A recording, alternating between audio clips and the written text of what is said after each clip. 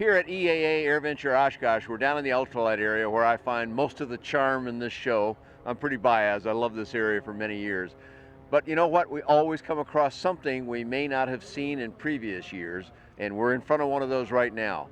I'm Dan Johnson, and I'm talking to Lee Fisher, who is representing this aircraft. Yes, sir. And tell me what it is we're looking at here, Lee.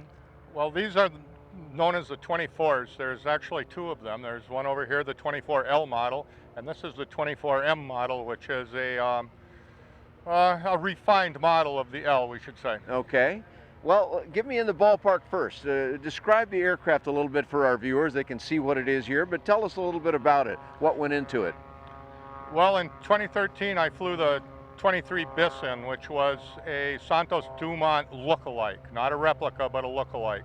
And I met Mr. Mark Solper, and in the following years, he convinced me to build two more aircraft, and hence we have the Model L and the Model M. Okay. After the air show, ownership of this aircraft is going to be turned over to Mark. Okay. So do you manufacture these for sale, or is it a private project? No, we're actually part of a very loosely knit organization of friends and fanatics and tinkerers and builders and bull talkers. Sounds like a pretty interesting group. It is, and we just build stuff we screw stuff together and make it fly. We do everything for fun. Is that right? So this is just a joy project for you, is that it? It is. Okay. It is. So it's interesting in the your L model, which I guess is your earlier model over there, you got some scales alongside the aircraft. Why do you have those scales there, Lee? The aircraft weighs 242 pounds, and when you're at an air show, there's always some people that are willing to disagree with you, and I found that by having the scales there and offering to weigh it at any time, or let anybody weigh it, it eliminates those discrepancies. Gets those doubters in line. Gets the doubters to say, well, he'll prove it to us. So you know, we just looked at another aircraft that's even lighter than this, but this one's got enough structure to it that I guess people could say, I don't know if you could quite make Part 103 with it. You clearly can, and you've got the scales to prove it. Tell me a little bit about power plant, and then I want to ask you some questions about how you fly it. Okay, the power plant is a Rotax 447. 447, okay. The heads are a Skunkworks Thermal Challenge. Our little hangar, Can we swing it a little bit here so you can see it better? There we go. Our little hangar we dubbed the Skunkworks. It's spelled a little different than Kelly Johnson's Skunkworks, though.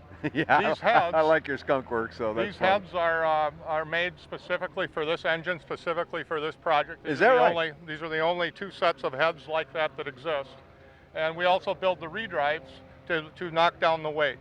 We do the heads so that we can run them free air with just a little paddle on top to direct the air. That just scoops a little bit of air. Exactly. Okay. And we do the redrives to get rid of the heavy B box that is normally used. Yes, right. On a 447. Okay, so this is all part of weight reduction. Weight. It is all. It's weight. None of it is performance reduction. In fact, we even derated the engine a little bit by adding an extra gasket. Yeah, I see that up there. The camera probably can't show it, but it's a copper gasket that sticks out. And what did that do? The copper dissipates heat about three times faster than aluminum. Okay, and that's its whole purpose right here. This slightly colored part you can see. Well, that's to make it run just a little cooler and a little more reliable. We're not looking for performance. We don't need performance. We just need a little more reliability. All right. Well, I'm going to take you up on that now. I'm assuming I kind of enter around this way. Go right in behind the wheel there. I'll take behind the wheel. Okay. You'll hand this back to me. I'll hand it to you when you get in. Yep, behind the wheel, and you just kind of do a little dance over that. And then maybe you can tell your viewers how spacious the cockpit is. Well, it looked like it would be. So, okay. There's your mic. Yes. You know what? This is a surprisingly comfortable seat, especially since it's a metal seat I'm sitting on. But you know what? It's pretty comfortable. Left hand there, and then your right hand up to the stick, and you'll be all set. I'll go ahead and pull it up here like this. All right. So I'd be simulated flying the aircraft. Instrument panel right before me here, marked for fore and aft cylinders on the two cylinders of the aircraft. They are. So it is quite a It is. It's sort of an old style prop. But tell us more. How did that come to be? The propeller came to be because we wanted to keep them period correct looking. They're not replicas, obviously. They are lookalikes. And in the Okay. air, it would take a seasoned veteran to know the difference between this and an actual Demoiselle. Ah, okay. The prop is built exactly to specs from a prop that I found. It was built in 1907 in France by the Santos Dumont team that was Is building that right? the Demoiselles. Okay. And our first prop on that plane was built from Brazilian mahogany, and this prop is built from maple.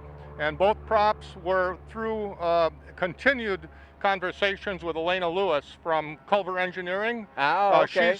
They know a thing or two about building wood props? She's the genius behind these period correct props. Is that They're right? not as efficient as you can buy today, and they have a very unique sound because of the big beaver tails.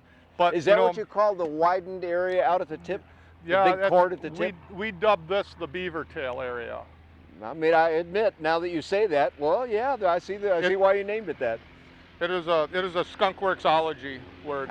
Skunkworksology. There's a new term no one has ever said before, to my knowledge.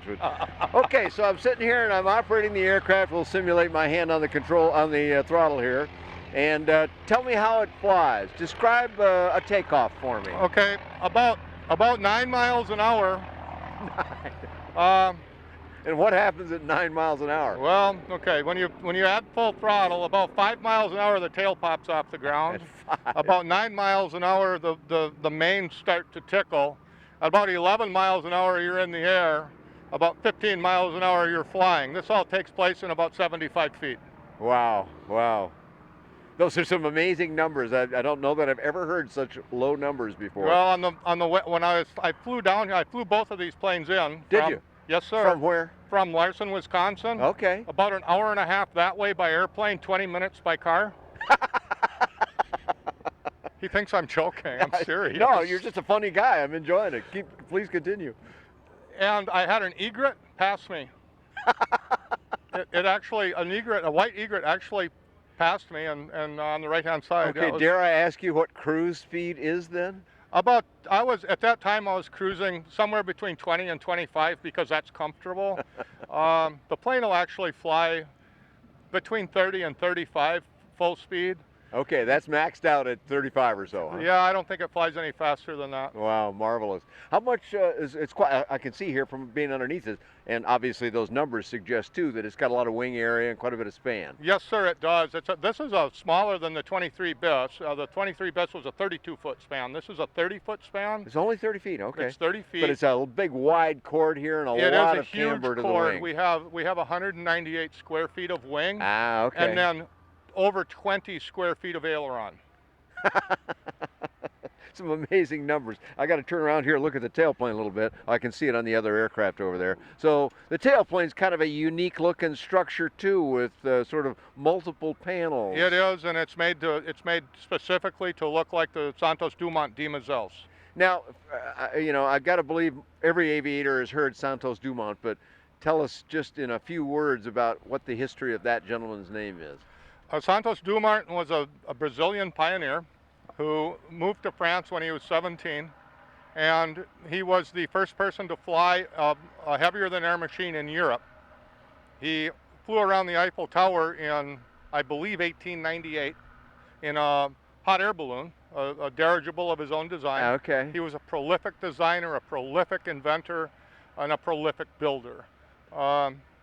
His 14 bis, of course, was the first heavier than air to fly, but then he built an 18, Demoiselle 18, 19 bis, a 20, by some accounts a 21st airplane, and by one account a 22nd airplane. But he never ever by any account built a 23rd airplane, and hence 3 years ago the first Demoiselle that we built was dubbed the 23 bis. I see, I kind of thought you might be leading to to that. The plane then. that never was. Because he never ever built a 23rd airplane. And did the last of those resemble this aircraft? Yes, but you have to keep in mind Santos Dumont was about 5'4", about 80 pounds, and he had like an 18-foot wingspan. Wow. Unfortunately, I've been working on it, but I'm nowhere close to 84 pounds. So we had to build something a little more substantial. Yeah, a little more airplane for Americans, and our love of hamburgers. Yes. Okay, well, great stuff. So the airplanes, it's not a for sale product here. This is just something that you enjoy doing, and obviously flying them around and bringing them in here to show people at AirVenture. Yes, but I would like to take a little bit of time and point out it's not just me, that we have a group of people that hang out at this little bitty hangar, and everybody has an input and everybody has something to do with it. And I mean, they might sit around in a chair and 2 hours later, well, I think we should do this. And you know, sometimes they're good ideas, sometimes they're not. So it's a team, and you're the front man out here. I'm kind of the front man out here, but I have a team of really good people behind, with us, not necessarily behind, but with us. You know, I mean, we're all part of the group. You know, I got to believe, I've asked you a number of questions about it, and some fascinating answers you've offered us, Lee. That's great. But how do people get a hold of you? Would you like people to get a hold of you and ask questions, or? Yeah, they can. We have brochures, but we don't have any contact information in the brochures. Okay. Intentionally. The brochures kind of explain the project and explain what we're doing and how we do it. Again, pointing out we have nothing for sale. We don't even have plans for these planes. We basically started by built them on the fly. We threw a piece of tube on the ground and said, "Oh, well, where do you want to cut it off? That looks good. Let's try that." I love that kind of experimentation. That's seriously here. how we did it, and this is what we came up with. Of course, there's been extreme refinements from the first project, the 23 bis, which we had like 4,000 signatures on the wing. Oh, did you really? Yeah. Yeah. And that was in 2014, I believe.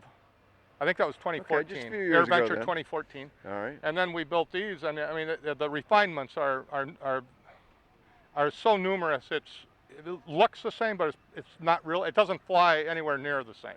This plane here almost has a soul. It has magic behind it, this plane. Is that right? Very cool. You get in it and all you do is think, and the plane just kind of does it for you. It's amazing, the tremendous input on the control stick.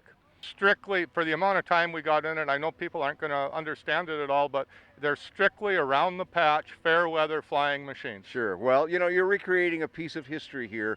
I mean, early history. So good for you for doing that. That's a great thing. Well, I think that's about as much information as we need to garner for this video, but thank you for doing this with us. You can find lots more about all kinds of affordable aviation, not this particular one because this is just a unique project, not for sale, but you can find many other things like it that might get your flying enthusiasm up to speed on BuyDanJohnson.com. Thanks for joining Lee and I here at AirVenture Oshkosh. Thank you very much, sir. My pleasure.